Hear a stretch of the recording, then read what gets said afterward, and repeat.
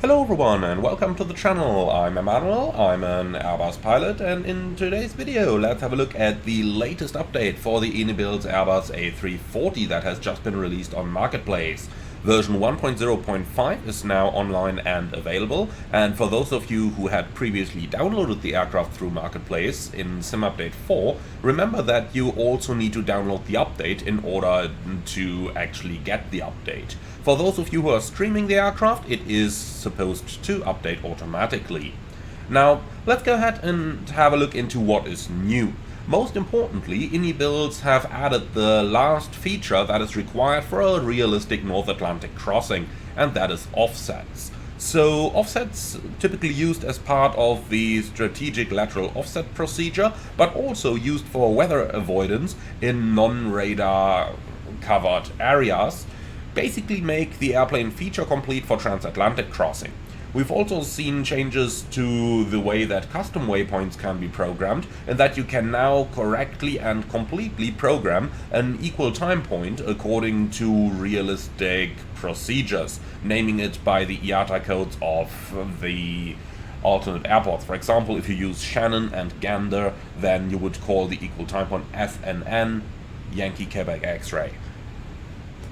And that didn't work previously, it is implemented now.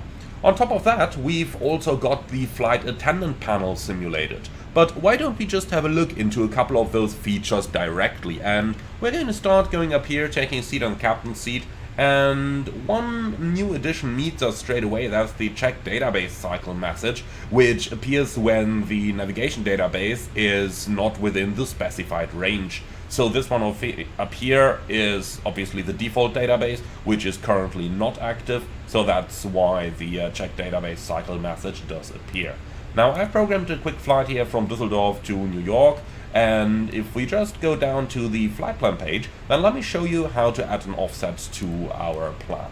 So first of all, find a waypoint where you want to start it. For example, let's say Dublin VOR.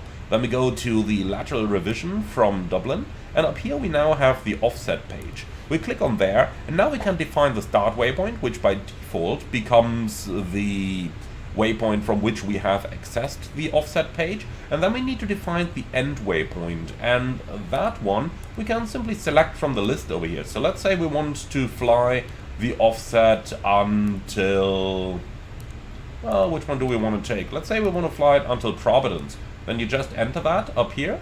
We also need to define the offset itself. So for example, we could do one right. Going to enter that, and now we press insert, and now the offset is getting added to the flight plan. Now, taking a look over here into the EIS1, don't worry about the flight plan looking strange. I've just created it like that. We can easily see over here that at Dublin, the airplane is now going to proceed to a mile right offset. Then it's going to fly that all the way down to the specified end waypoint, which is Providence in our case, and then it rejoins the route. And that's how this is done in the Airbus A340. Very important feature for crossing the Atlantic, and not just the Atlantic, but also any other oceanic portion of any flight, as well as most of Africa. So definitely a nice one to have. Now, let's have a look into the other big feature that's been added to the airplane with this update, and that is the flight attendant panel. So we find the FAP right over here, and it's got 5 different screens, and on the cabin status it also has the cabin ready button. So the cabin ready button is the one that is pressed in order to actually light the cabin ready indication on the ECAM in the cockpit. So you can just press it over here, then when it illuminates green, then the pilots are also getting the cabin ready indication on the ECAM. Now, from here on, we got the cabin status, which gives us an overview of the lights, the temperatures, the condition of the doors, the water and waste tanks, and the smoke detectors, which would tell us if there is smoke alert in, for example, any of the galleys.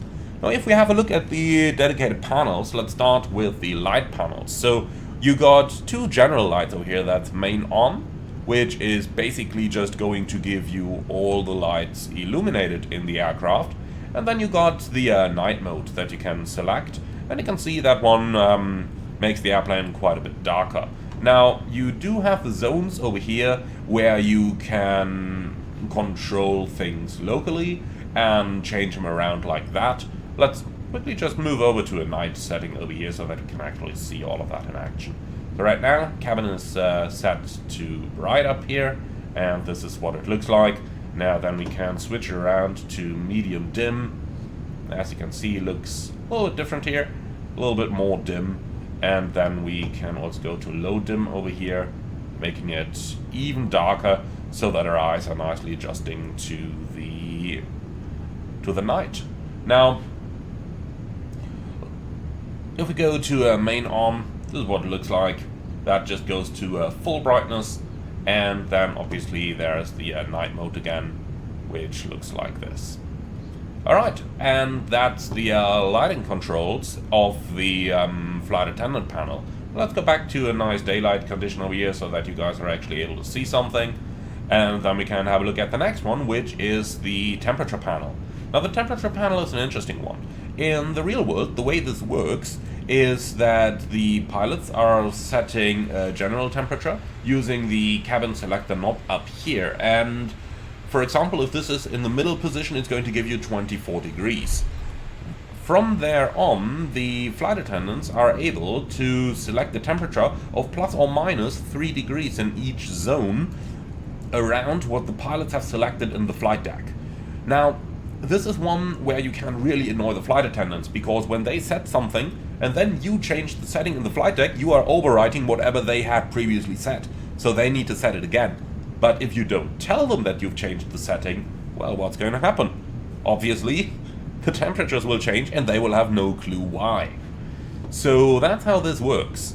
Now, in the iniBuilds rendition at the moment, it seems that the temperature is always controlled by the flight deck, so you can actually not change something here, but I'm sure that that's going to come in the next update.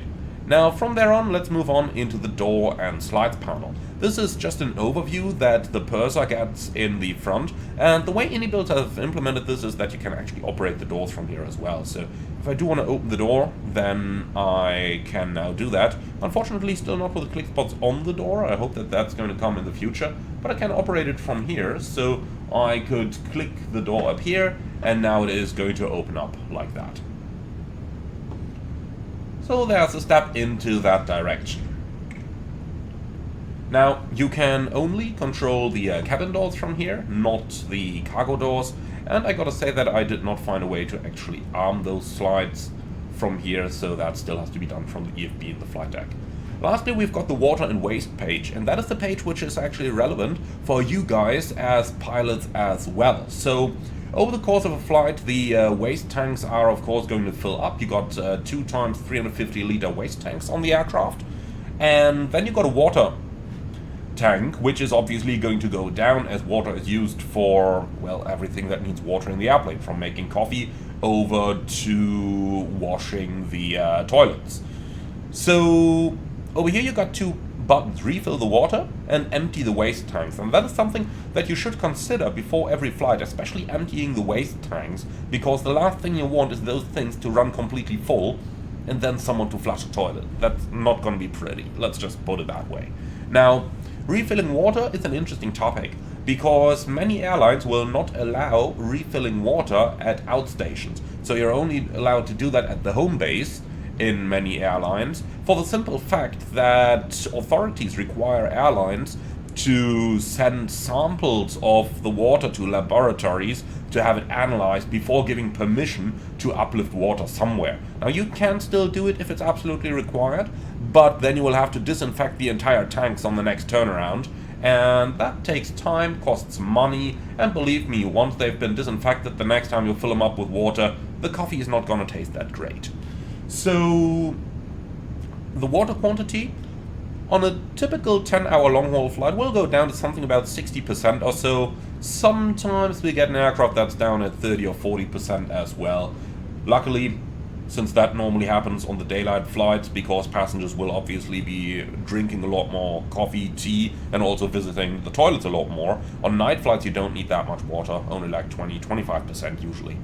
So that's a couple of numbers you can use to judge this. Now, in the real world, you have to enter the water quantity, the percentage, into the flight log.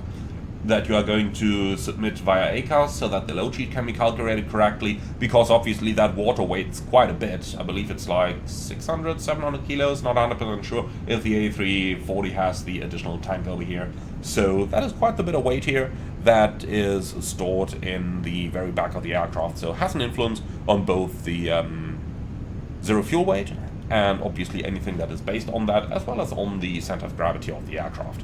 And that's the flight attendant panel. So you can turn the screen off up here, and that's about everything you got.